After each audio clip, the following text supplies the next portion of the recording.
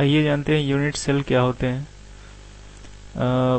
Unit cell को हम define कर सकते हैं, this is the smallest repeating unit in A crystal system which repeats again and again to form the total crystal। तो unit cell एक सबसे smallest unit है जो रिपीट करके बार बार रिपीट करता है तो पूरा का पूरा क्रिस्टल स्ट्रक्चर फॉर्म करता है।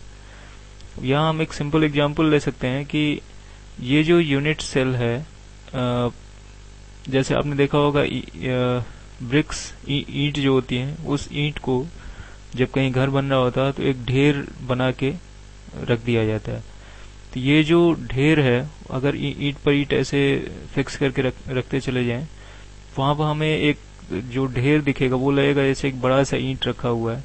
तो वो उसे अगर हम मान लें एक क्रिस्टल, पूरा का पूरा होल स्ट्रक्चर, वो जो ढेर है ब्रिक का, और जो एक सिंगल यूनिट है ब्रिक, उस सिंगल यूनिट को हम मान सकते हैं कि वो उसका उस ब्रिक जो क्रिस्टल सिस्टम है उसका एक यूनिट सेल है। यही यूनिट सेल या ये ब्रिक बार बार रिपीट करके उस पूरे के पूरे क्रिस्टल को बनाया है, 3 डायमेंशन में रिपीटेशन जो हुआ है। तो ये है यूनिट सेल जो कि क्रिस्टल का सबसे स्मॉलेस्ट स्ट्रक्चर होता है, जो कि रिपीट करता है बार बार और टोटल क्रिस्टल को फॉर्म करता है। यूनिट सेल होने के लिए किसी सिस्टम को कुछ प्रॉपर्टीज हैं जो रखनी होती हैं। उसमें सबसे पहली प्रॉपर्टी जो है वो है कि the unit cell must consist of least number of atoms और आयन। यूनिट सेल का जो स्ट्रक्चर होगा उसमें जो लीस्ट नंबर या एटम जो इन्वॉल्व हो सकते हैं उस स्ट्रक्चर को बनाने के लिए, वही यूनिट सेल बन सकता है। जैसे क्यूबिकल यूनिट सेल है तो एक जो स्मॉलेस्ट क्यूब जिसमें कम से कम एटम्स या आयन्स इन्वॉल्व हों, वो जो स्मॉलेस्ट क्यूब होगा जिससे कि पूरा पूरा क्यूबिक क्रिस्टल बना हुआ है, उसे हम कहेंगे unit cell.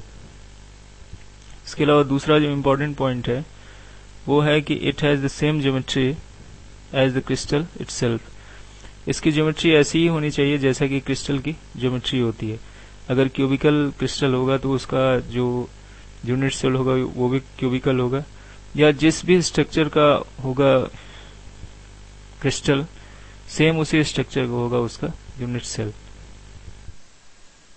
Space lattice. Space lattice is the arrangement of crystal points in 3-dimensional space inside a crystal system। किसी भी क्रिस्टल सिस्टम में जो पॉइंट्स या आयन्स या एटम्स या मॉलिक्यूल्स अरेंज रहते हैं उस क्रिस्टल को बनाने में, वो जो अरेंजमेंट है 3-dimensional स्पेस में, वो कहलाता है स्पेस लैटिस।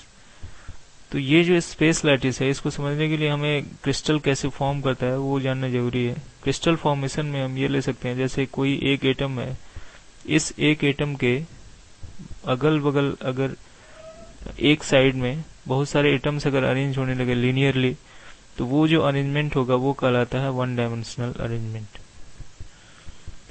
ये 1-डायमेंशनल अरेंजमेंट कैसे बना? ये जो एटम या आयन था वो अरेंज हुए एक दूसरे के बगल में। अब ये 1 डायमेंशन अगर कई बार रिपीट करता है एक ही प्लेन पे, तो वो बनाता है सेकेंड स्ट्रक्चर जिसे हम कहते हैं 2-डायमेंशनल क्रिस्टल।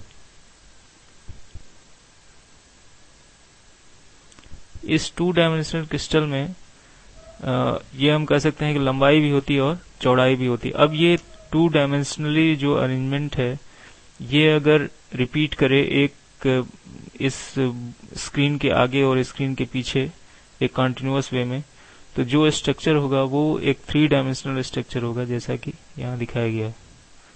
ये जो 3-डायमेंशनल स्ट्रक्चर होगा जो कि एटम्स या आयंस का 3 डायमेंशन में अरेंजमेंट दिखाता है उस क्रिस्टल सिस्टम के अंदर, ये कहलाता है 3D अरेंजमेंट, 3 डायमेंशन। और यही जो अरेंजमेंट्स है 1 डायमेंशन में, 2 डायमेंशन में और 3 डायमेंशन में, ये कहलाते हैं स्पेस लैटिसेस।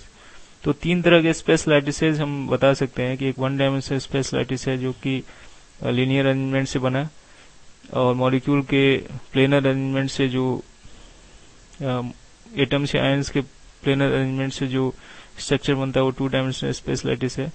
और 3 डायमेंशनली जब टोटल ये अरेंजमेंट होता है तो उसे हम कहते हैं 3 डायमेंशनल स्पेस लैटिस।